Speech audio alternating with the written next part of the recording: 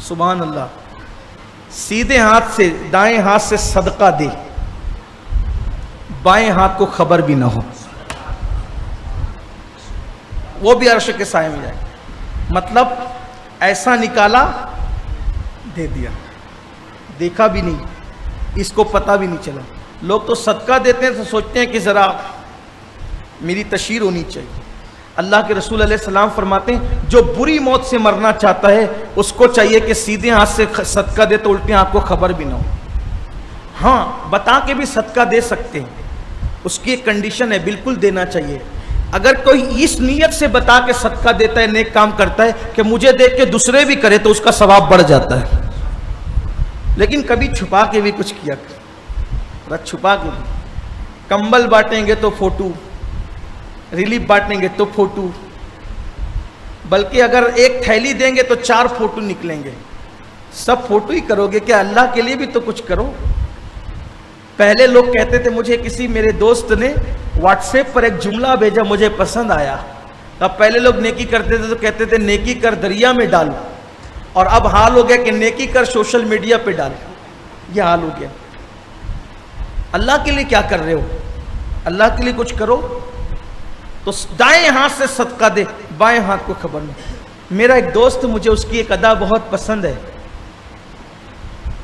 جب سردی کے دن آتے ہیں تو وہ کمبل خریدتا ہے, اور کمبل خرید کر کے ممبئی کی سرزمین پر وہ بستیوں میں نکل جاتا ہے. رات دیر گئے اور فٹ پاتھ پر پڑے ہوئے فقیروں پہ کمبل ڈال کر خاموشی سے چل پڑتے, نہ ان کو پتہ چلے نہ ان کو. ایک بات آپ کو بتانا چاہتا ہوں, یاد تو آئی ہے بڑی ہستی کی, سیدنا امام زین العابدین, امام حسین کے بیٹے ہیں, مولا علی کے سگے پوتے ہیں. آپ رات کو چپکے سے خاموشی سے اپنے کندھوں پہ بوریاں سامان لاد کر مدینے کے غریبوں کے گھر پہ رکھ جاتے تھے, اور وہاں چٹھی رکھ دیتے تھے, یہ تمہارے لیے حلال ہے.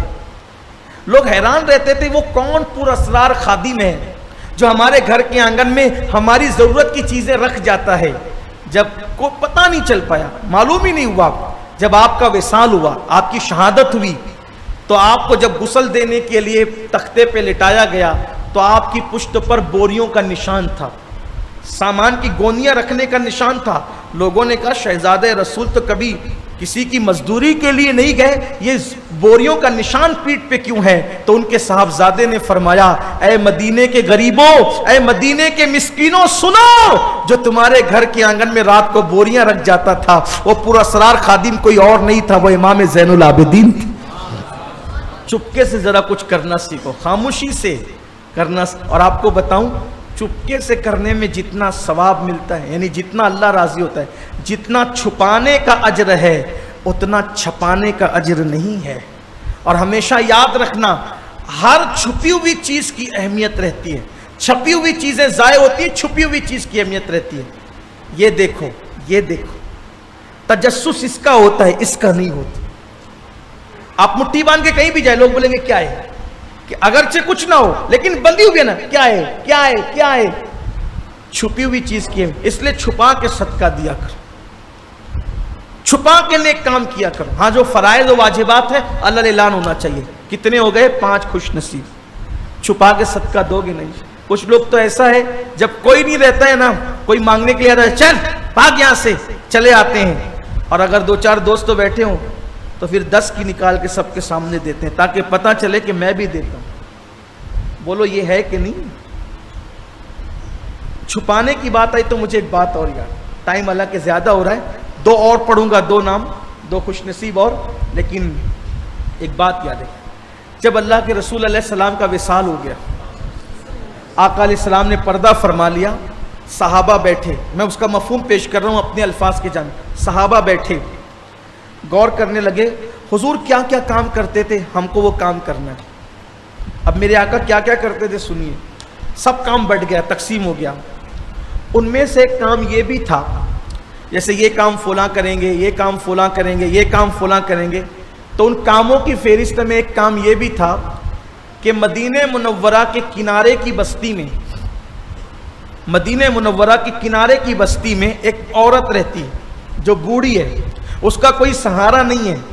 اس کے گھر حضور جاتے تھے, اور اس کی ضرورت کو پورا کرتے تھے. جو بھی اس کی ضروریات ہوتی تھی آقا جا کے پورا کرتے تھے.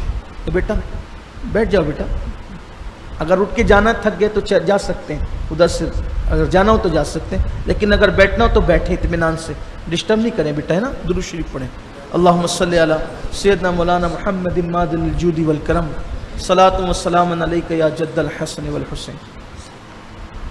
اللہ کے رسول علیہ السلام کسی بوڑھی عورت ضعیفہ مجبور تھی, اس کا کوئی تھا نہیں, حضور اس کی ضرورت کو پورا کرنے کے لیے جاتے تھے, تو کام لکھا کہ اب حضور علیہ السلام نے پردہ فرما لیا تو ہم نے جانا ہے. تو صدیق اکبر چونکہ امیر تھے, صحابہ کے امیر المومنین تھے, خلیفہ بلا فصل افضل البشر بعد الانبیاء بالتحقیق سیدنا ابوبکر صدیق رضی اللہ عنہ, آپ نے لکھا کہ بوڑھی عورت کے گھر خدمت کے لیے جانا ہے. آگے نام نہیں کسی کا لکھا, نام نہیں لکھا. لوگوں نے دھیان دیا, کسی نے نہیں دیا, آئی گئی بات ہو گئی. فاروق اعظم نے سوچا وہاں کسی کا نام نہیں لکھا ہے, جانا تو میں نہیں ہے, میں جاؤں گا, کیونکہ شاید وہاں نام لکھنا بھول گئے تو میں نہیں جانا ہے. فاروق اعظم گئے تو دیکھا کہ وہ بوڑھی عورت کی ساری ضرورت پوری ہو چکی ہے, گھر صاف ستھرا ہے, جو چیزیں سب قاعدے سے رکھی ہوئی ہے. کون آیا تھا وہاں تو کسی کا نام ہی نہیں. میں تو سمجھتا تھا کہ شاید نام لکھنا بھول کے گئے ہیں, نام نہیں ہے, تو میں آ گیا خدمت کے لیے چپکے سے. اس کے بعد دوسرے دن اور جلدی گئے تو بھی کام ہو چکا تھا. تیسرے دن سوچا کہ جا کر کے بیٹھوں گا, آتا کون ہے, تو کوئی آنے والا آیا, پیروں میں جوتے بھی نہیں تھے, چپل پہن کے نہیں آیا تھا, رات کا وقت تھا, چہرہ چھپا کر آیا, خاموشی سے داخل ہوا, سب کام کیا اور کر کے جانے لگا.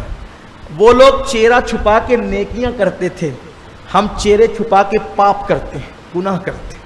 تباہی کی وجہ یہ ہے, تباہی کی وجہ یہ ہے. آج ہم جرائم کرنے کے لیے چہرے چھپاتے ہیں, وہ لوگ چہرے چھپا کے نیکیاں کرتے تھے تاکہ یار کو پتا ہو اور کسی کو پتا نہیں, جس کے لیے کر رہے اسی کو معلوم ہو. آنے والا چہرہ چھپا کے آتا ہے, چپل کے بغیر آتا ہے, خدمت کر کے جانے لگا, دامن پکڑ لیا فاروق اعظم نے, عمر ابن خطاب نے, کون ہو محترم, جناب کون ہو. اور اس قدر پراسرار طریقے سے کسی کی خدمت, چہرے سے کپڑا ہٹایا, کوئی اور نہیں تھا, فاروق اعظم رو پڑے, میرے نبی کا تربیت یافتہ یار سیدنا ابوبکر صدیق تھے. چپل بھی نہیں پہنا, بغیر چپل کے آتے ہو, کہا چپل پہن کے آؤں گا تو آواز سے لوگوں کو خبر ہو سکتی ہے, اس لیے اتنی چپکے سے آتا ہوں کہ یار کے سوا کسی کو پتہ نہ چاہیے. یہ ہے چھپ چھپا کر نیکی کرنے کا.